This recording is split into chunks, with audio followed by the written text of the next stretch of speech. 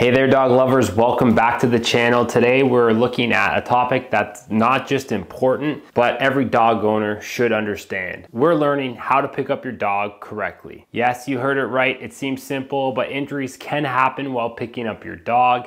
And if you've ever wondered whether you're doing it right, then stick around. But before we dive in, don't forget to hit that subscribe button and ring the bell to stay up to date with our latest content. First things first, it's important to understand that not all dogs should be picked up.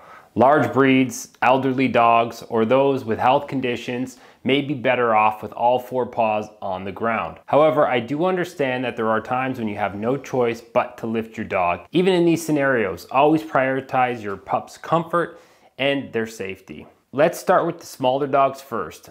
Never, and I repeat, never lift your dog up by their legs or by their collar.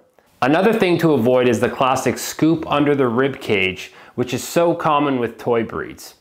Here is a video discussing what symptoms may be present if they are injured with this style of pickup. For smaller dogs, always use both hands. Place one hand under the chest, behind the front legs, and the other hand supporting the rear end.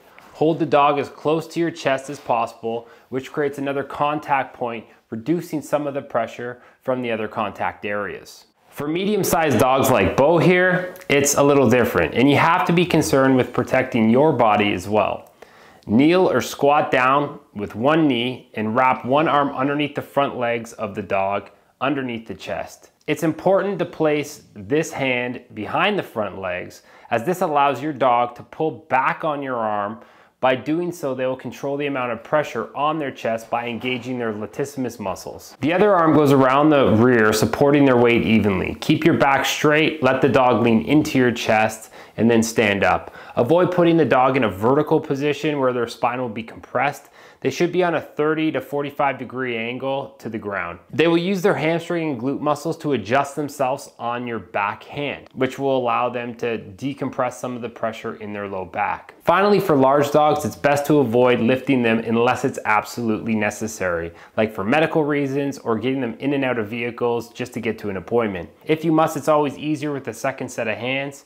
And if you're by yourself, you can always lift one end at a time by boosting their front legs and then helping them in with their hind end. In most situations, it'll be less stressful on your dog if you do use a doggy lift to support their hind end, as it will provide an increased surface area and reduce the amount of pressure placed on the abdomen. This is the type that I like to use, and I will include a link below on what I would recommend. Finally, if your dog has certain conditions, there may be techniques that should be avoided. For example, if your dog has hip dysplasia or hip arthritis, avoid scooping under the back legs, as this may irritate their condition further.